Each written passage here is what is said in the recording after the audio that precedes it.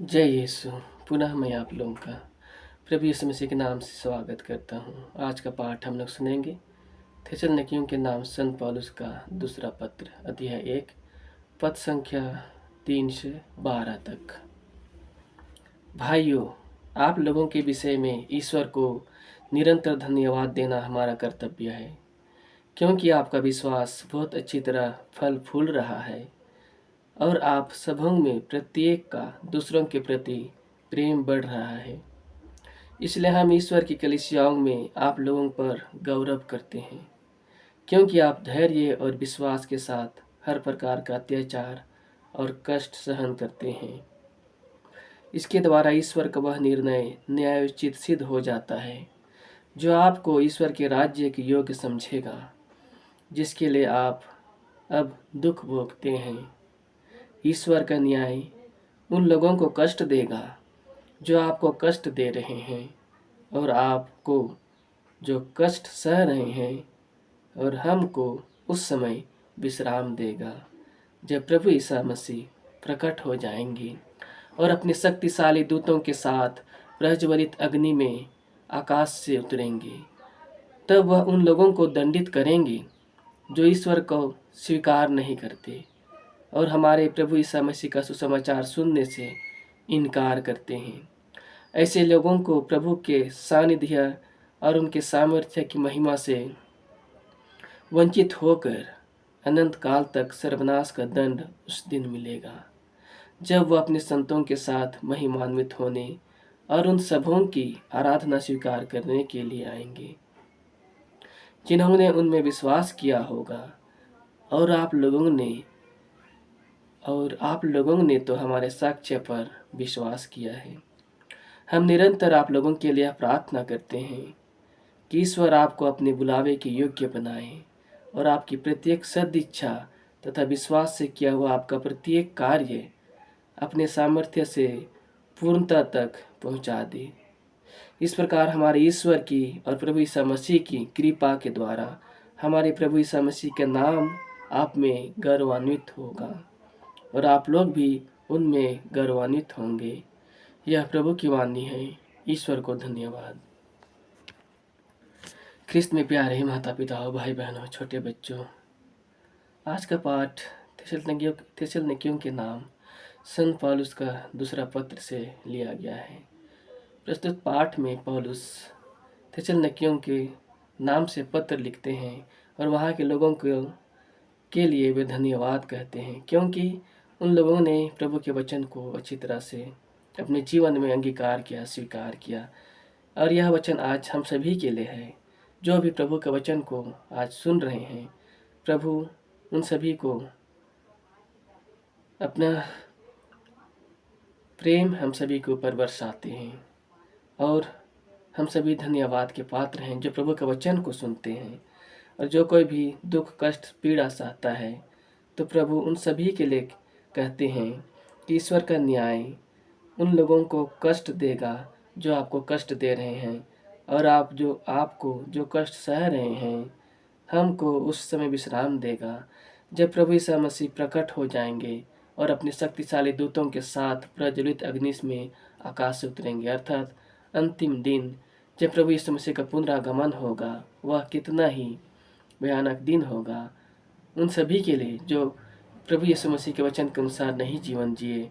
इसलिए प्यारे भाई बहनों, प्रभु हमें आगाह करते हैं अपने वचनों के द्वारा। उन वचनों के ऊपर हम विश्वास करें और समय रहते हम पश्चाताप करें, अपने पापों से पश्चाताप करें। तब वह उन लोगों को दंडित करेंगे जो ईश्वर को स्वीकार नहीं करते और हमारे प्रभु यीशु मसीह का सुसमाचार सुनने से इनकार करते हैं। हाँ मेरे प्यारे भाई बहनों, जो कोई भी प्रभु का वचन बताता है, उन वचनों को यदि कोई सुनने से इनकार करता है, तो प्रभु उन्हें दंड देंगे। इसलिए प्यारे भाई और बहनों, यदि आज आप पहली बार प्रभु के वचन को सुन रहे हैं, तो मेरे प्यारे भाई और बहनों, विश्वास कीजिए कि केवल एक ईश्वर है, एक ईश्वर है। वही परमेश्वर इस धरती संसार को बनाया है, अपने शब्द मात्र से सभी चीज़ों की सृष्टि की है और हम मनुष्यों को अपने हाथों से मिट्टी से गढ़ के अपने प्राण वायु फूंक कर हमें जीवन प्राण बनाया है। इसलिए प्यारे भाई एवं बहनों, हम उस ईश्वर के वचन पर विश्वास करें जो इस धरती संसार में 2025 साल पहले आए थे, और उनके आने से पहले कई कई कई नबियों ने भविष्यवाणी की। उनके दुख भोग से लेकर उनके पुनरागमन तक हर एक बातों को लिखा। इसलिए हम विश्वास करें जो कुछ भी घटनाएं, जो भी भविष्यवाणी प्रभु यीशु मसीह के बारे में किया गया, वह सभी पूरा हुआ, और वह पुनः अंतिम समय में हर एक मनुष्यों का न्याय करने के लाएंगे। इसलिए प्यारे भाई एवं बहनों, हम समय रहते पश्चाताप करें, अपने पापों से पश्चाताप करते हुए प्रभु के समीप लौट आएं। जब वह अपने संतों के साथ महिमान्वित होने और उन सबों को आराधना स्वीकार करने के लाएंगे जिन्होंने उनमें विश्वास किया। और आप लोग भी जो भी प्रभु के वचन को सुन रहे हैं, विश्वास करते हैं, तो प्रभु हमें अपने साथ ले जाएंगे। संत पौलुस कहते हैं, हम निरंतर आप लोगों के लिए प्रार्थना करते हैं कि ईश्वर आपको अपने बुलावे के योग्य बनाए और आपकी प्रत्येक सदिच्छा तथा विश्वास से किया हुआ आपका प्रत्येक कार्य अपनी सामर्थ्य से पूर्णता तक पहुंचा दे। इस प्रकार हमारे ईश्वर की और प्रभु यीशु मसीह की कृपा के द्वारा हमारे प्रभु यीशु मसीह का नाम आप में गौरवान्वित होगा। अर्थात हम जो कुछ भी करें प्रभु के नाम से करें, जो कुछ भी कहें प्रभु के नाम से कहें। प्रभु के नाम से हम जो कुछ भी करेंगे प्रभु उन सभी में आशीर्वाद देगा। तो आइए भाई एवं बहनों, आज के पाठ के द्वारा प्रभु हमें पश्चाताप करने के लिए आह्वान करते हैं। और जो कोई भी प्रभु के वचन को सुनना नहीं चाहते, प्रभु उनसे आह्वान करते हैं कि प्रभु के वचन पर वे विश्वास करें। वह वचन किसी के द्वारा भी सुनाया जा रहा है, कहीं से भी उनको वो वचन मिल रहा है, उन वचनों पर विश्वास करें।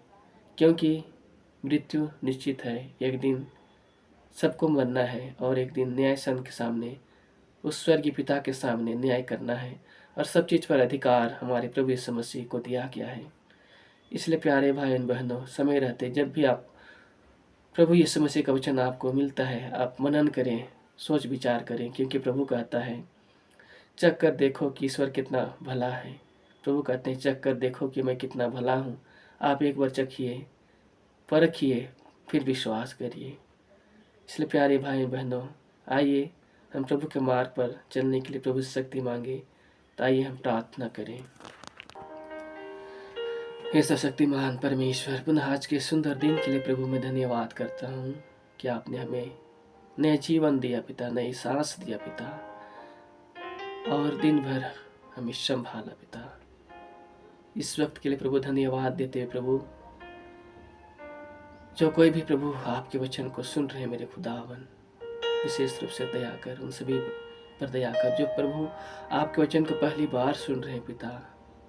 दया कर, विशेष रूप से दया कर कि प्रभु उनके मन की आंखों को खोल दे प्रभु, कि वे सच्चा परमेश्वर, सच्चा खुदावन को पहचानने पाए, जानने पाए पिता। क्योंकि प्रभु आपका वचन कहता है, चख कर देखो कि परमेश्वर कितना भला है। हाँ मेरे परमेश्वर, तो कितना भला है, लेकिन आज मनुष्य जाति प्रभु अपने पाप के बोझ में डूबता चला जा रहा है पिता, और वह पाप की ओर खींचा चला जा रहा है मेरे खुदावन। दया कर मेरे सुशक्तिमान परमेश्वर, दया कर। विशेष रूप से आज के युवा पीढ़ियों के लिए विशेष रूप से मैं प्रार्थना करता पिता, जो विभिन्न प्रकार के पाप में जीवन व्यतीत कर रहे हैं मेरे खुदावन, इंटरनेट नेट के माध्यम से प्रभु वे पाप की ओर अग्रसर हो रहे मेरे खुदावन। दया कर हे सृष्टिकर्ता परमेश्वर, हर एक मनुष्य जाति पर दया कर, जो प्रभु पाप कर्म कर रहे हैं और उन्हें एहसास भी नहीं हो रहा है कि वे पाप कर्म कर रहे हैं। ये मेरे खुदावन, आज मनुष्यों के बीच प्रभु वह सेंस मर गया है कि वे पाप कर रहे हैं, लेकिन उन्हें एहसास नहीं हो रहा है कि वे पाप कम कर रहे हैं। ये मेरे खुदावन, पवित्र आत्मा को उजाला दे मेरे परमेश्वर। जितने भी प्रभु इस वक्त इन वचनों को सुन रहे हैं, इस प्रार्थना को सुन रहे पिता, यदि वे पाप में, बुराई में, किसी भी प्रकार के बंधन में फंसे हुए पिता, प्रभु उन्हें स्वतंत्रता दे। क्योंकि प्रभु वचन कहता है, यदि पुत्र तुम्हें स्वतंत्र करेगा तो तुम सचमुच स्वतंत्र हो जाओगे। हे मेरे परमेश्वर, अभी इस वक्त में पिता हर एक बंधन में पड़े हुए लोगों को, नशेपान के बंधन में पड़े हुए लोगों को, गलत रिश्ता, गलत संबंध के बंधन में पड़े हुए लोगों को, आर्थिक समस्याओं के बंधन में पड़े हुए लोगों को, प्रभु यीशु मसीह आपके नाम से मैं प्रार्थना करता मेरे खुदावन कि प्रभु अपने सच्ची आज़ादी दे। क्योंकि सच्ची स्वतंत्रता प्रभु आप ही दे सकते हैं मेरे परमेश्वर। दया कर मेरे खुदावन, दया कर हर एक पापियों पर, दया कर हर एक बंधन में पड़े हुए लोगों पर, दया कर जो भी प्रकार के बंधन में फंसे हुए पिता। मैं विश्वास करता हूँ प्रभु, आपका आपका वचन कहता है जो कुछ भी तुम प्रार्थना में मांगते हो विश्वास करो कि वह तुम्हें मिल गया है और वह तुम्हें दिया जाएगा। प्रभु मैं विश्वास करता प्रभु, आपके पवित्र नाम से प्रभु, वह मैं जो कुछ भी मांगा मेरे खुदावन वह मुझे मिल गया है। इस महान कृपा के लिए, इस दया के लिए प्रभु मैं धन्यवाद के साथ यह प्रार्थना मैं प्रभु यीशु मसीह आपके नाम से मैं करता हूँ, आमीन। प्रभु यीशु मसीह आप सभी को आशीर्वाद दे। प्रभु अपने वचनों के अनुसार आप लोगों को अगुवाई करे और शक्ति सामर्थ्य दे कि प्रभु के वचन के अनुसार आप जीवन जीने पाए। पुनः आप लोगों को प्रभु ढेर सारा आशीर्वाद दे, अपने संरक्षण में रखे, अपने सानिध्य में रखे। प्रभु यीशु मसीह के नाम से आप सभी का मैं धन्यवाद करता हूँ। इन सभी वचनों को सुनने के लिए बहुत बहुत धन्यवाद। जय यीशु। पिता और पुत्र पवित्र आत्मा के नाम पर, आमीन।